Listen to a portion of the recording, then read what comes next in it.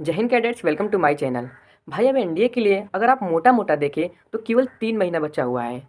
और इस 3 महीने में आपको किस तरीके से आपकी एनडीए के लिए प्रिपरेशन करना है, क्या आपकी डायरेक्शन रहना चाहिए, क्या आपकी स्ट्रेटजी रहना चाहिए, मैथ के लिए क्या स्ट्रेटजी रहना चाहिए, जीएटी के लिए क्या स्ट्रेटजी रहना चाहिए, तो इस वीडियो में मैं आपको सभी कुछ बताऊंगा। ऐसे तो अगर देखेंगे तो आपको एनडीए के लिए मोटा मोटा 3 महीना है, लेकिन भाई हम 2 महीने देखते हैं। मैं जनवरी को कंप्लीट छोड़ देता हूँ तो आपकी फरवरी बची है और मार्च बची है। 2 महीने में आपको एनडीए को क्वालिफाई करना है। तो किस तरीके से क्वालिफाई करना है, मैथमेटिक्स को किस तरीके से हम पढ़ें, जीएटी को किस तरीके से पढ़ें, जीएटी में उतनी वास्ट सिलेबस है, मैथमेटिक्स उतनी वास्ट सिलेबस है, तो किस तरीके से पढ़ें। देखिए, बहुत ऐसे सारे बच्चे हैं जो एनडीए फर्स्ट या यूपीएससी के पूरे पैटर्न को समझ गए होंगे। अगर आप एनडीए एस्पायरेंट होंगे तो डेफिनेटली आप एनडीए के जो यूपीएससी पैटर्न बनाते हैं पेपर के, उसके पैटर्न को समझ गए होंगे कि किस तरीके से क्वेश्चन पूछता है।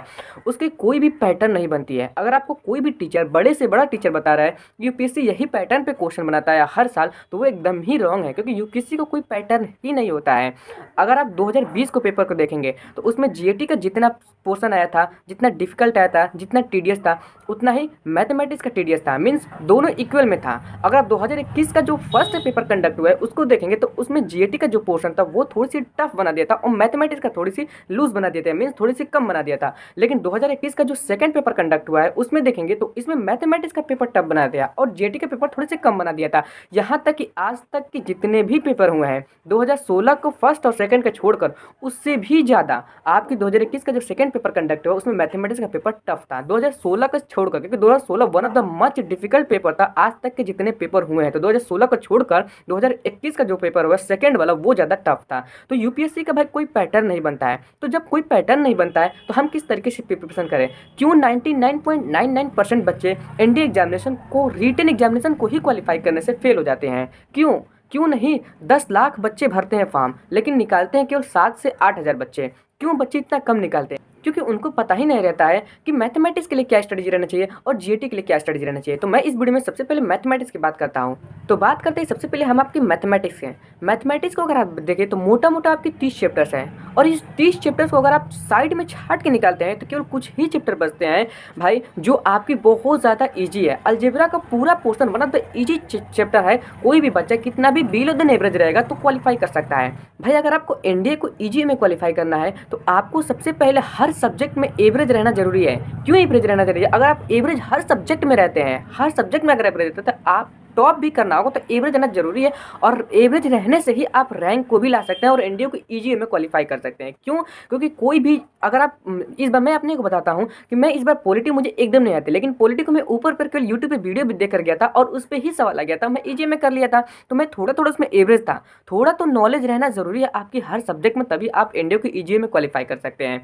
तो मैथमेटिक्स के लिए अलजेब्रा को पोर्शन, भाई देखिए अलजेब्रा को पोर्शन आ गया आपकी सीक्वेंस एक्सिस, क्वाड्रेटिक इक्वेशन, आपकी बाइनोमियल थ्योरम आ गया, आपकी ये कॉम्प्लेक्स नंबर आ गया, ऐसे ये लॉगरिदम आ गया, तो बाइनरी नंबर आ गया। तो अलजेब्रा का one of the easy chapter माना जाता है मैथमेटिक्स में। तो आपको सबसे पहले इसको कवर करना है। मैं ये नहीं कह रहा हूँ कि सबसे पहले जो मैं बता रहा हूँ आप उसे ही कवर करिए। आपके पास 2 महीने केवल है। इस 2 महीने के अंदर आपको मैथमेटिक्स के लिए क्या स्ट्रेटेजी रखना है, अलजेब्रा को आपको सबसे पहले पकड़ना है या कैलकुलस को पकड़ना है, तो इन दोनों के या मैट्रिक्स एंड डिटर्मिनेंट्स को पकड़ना है। ये सब को आपको ही देखना है कि किसको हमको सबसे पहले चूज करना है और करना है। किसी भी चैप्टर को करने के लिए भाई मैं ये बताता हूँ कि कब वो चैप्टर कंप्लीट माना जाएगा। केवल आप किसी भी, मान लीजिए आप मैट्रिसेस एंड डिटर्मिनेंट कर रहे हैं, तो केवल आप वो चैप्टर को ही कर लेंगे तो आपका वो चैप्टर कंप्लीट नहीं माना जाएगा। उस चैप्टर का पूरा फॉर्मूला आपको रिवाइज होना जरूरी है। क्या उसमें कंसेप्ट है, कंसेप्ट भी आपको जानना जरूरी है। क्या उसमें जुगाड़ है, क्या ट्रिक है, वो सभी जानना इंपॉर्टेंट है। और आपको प्रैक्टिस भी कम से कम 100-200 उस चैप्टर का रहना चाहिए, तब माना जाएगा कि आप वो एक चैप्टर कंप्लीट कर लिए। और आप जितना ज़्यादा क्वेश्चन को प्रैक्टिस करते हैं मैथमेटिक्स में उतना ज़्यादा आपके लिए बेनिफिट होगा। बहुत ऐसे सारे बच्चे हैं जो क्वेश्चन तो प्रैक्टिस करते हैं लेकिन ऊपर ऊपर से, और पूरा आपको आंसर ला के छोड़ना। ये नहीं कि ये मुझे क्वेश्चन आ रहा है बस छोड़ दो, आप दूसरा क्वेश्चन पर चले, ऐसे एकदम नहीं। क्योंकि अगर आप इस तरीके से करेंगे तो एग्जाम में आप ऑप्शन के अकॉर्डिंग आंसर कभी ला नहीं पाएंगे। तो इसलिए आपको पूरा अंत तक, मीन्स पूरा आंसर ला के ऑप्शन के अकॉर्डिंग छोड़ना है, तब वो प्रैक्टिस माना जाए कि आप मैथमेटिक्स का प्रैक्टिस कर रहे हैं। और आपका मैथमेटिक्स का नोट्स उतना ही इंपॉर्टेंट मैटर करता है जितना कि इंपॉर्टेंट आपकी जीएटी का नोट्स करता है। है। बहुत ऐसे सारे बच्चे जो इंग्लिश का नोट्स बनाते हैं, साइंस का नोट्स बनाते हैं, जीएटी का नोट्स बनाते हैं, लेकिन मैथमेटिक्स का नोट्स नहीं बनाते हैं। मैथमेटिक्स का केवल फॉर्मूला और क्वेश्चन प्रैक्टिस कर लेते हैं, बोलते हैं इतना में ही हो जाएगा। नहीं भाई, मैथमेटिक्स का उतना ही नोट्स इंपॉर्टेंट रोल प्ले करता है जितना कि जीएटी का रोल प्ले करता है। और विदाउट मैथमेटिक्स का कटअप क्लियर किए हुए आप जीएटी का कटअप नहीं क्लियर कर सकते। आप जीएटी में 400 प्लस भी फोड़ देंगे और मैथमेटिक्स में 60 रहेगा तो आप का पेपर क्वालिफाई ही नहीं हो पाएगा। तो इसीलिए नोट्स भी आपको बनाना बहुत ज़्यादा इंपॉर्टेंट रोल प्ले करती है। और जो आप उस मैथमेटिक्स का नोट्स बनाए हैं, उसमें जो आप फॉर्मूला लिखे हैं, उसमें जो आप जुगाड़ लिखे हैं, उसमें जो ट्रिक लिखे हैं, उसमें जो कंसेप्ट लिखे हैं, वो सभी आपको डेली रिवाइज करना है। एट द लास्ट मोमेंट पे आप कभी नहीं रिवाइज करेंगे, अभी से शुरू से ही आपको रिवाइज करना है। बहुत ऐसे सारे बच्चे बोलते हैं क्या भैया हम इंपॉर्टेंट टॉपिक पढ़ लेंगे तो नहीं हो जाएगा। इंपॉर्टेंट टॉपिक रोल अच्छा प्ले करता है, लेकिन अभी आपके पास टाइम है, तो इस टाइम में जितना ज़्यादा हो सके उतना ज़्यादा सिलेबस को कवर करिए।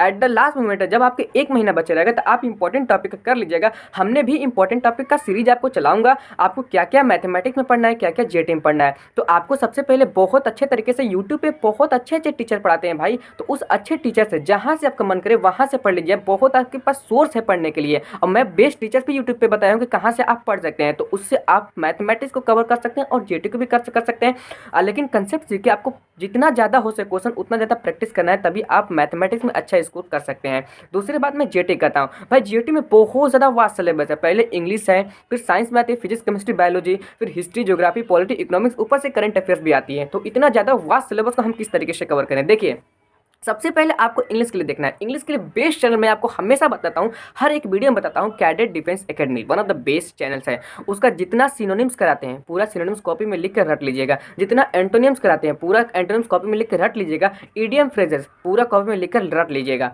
दूसरा कि ग्रामर्स उनसे ही आपको सीखना है, तो जितना ज़्यादा हो सके सिनोनिम्स उनका रटिएगा, जितना ज़्यादा हो के एंटोनिम्स रटिएगा, और ग्रामर्स भी उनसे सीखिएगा। अभी से पढ़ना स्टार्ट कर दीजिए। 50 क्वेश्चन आती है 200 नंबर्स का। अगर आप बहुत अच्छे तरीके से पढ़ते हैं तो इंग्लिश में भी आप बहुत अच्छे मार्क्स स्कोर कर लेंगे। दूसरा, आपकी साइंस की आती है, तो साइंस इंपॉर्टेंट रोल प्ले करती है बेस्ट स्कोर करने के लिए इंग्लिश के। बताओ, साइंस भी मैंने बताया है कहाँ से आपको पढ़ना, तो साइंस के लिए पड़ेगा। और आपकी जीएटी भी आपकी आती है, तो जीएटी में आप हिस्ट्री ज्योग्राफी करंट अफेयर्स और पॉलिटी आती है, तो और इकोनॉमिक्स आती है, तो इसको भी आपको बहुत अच्छे तरीके से पढ़ना है। मैं अलग से इसका यूट्यूब पे वीडियो बना दिया हूँ, कौन कौन आपके जीएटी के लिए बेस्ट चैनल है, कौन कौन हिस्ट्री के लिए बेस्ट चैनल है, कौन कौन आपके लिए साइंस के लिए बेस्ट चैनल है, और कौन इंग्लिश के लिए बेस्ट चैनल है। तो आपको इस तरीके से पढ़ना है, लेकिन आपको इंग्लिश और साइंस पे ज़्यादा फोकस करना है, क्योंकि ये ज़्यादा रैंक लाने में आपकी मदद करेंगे।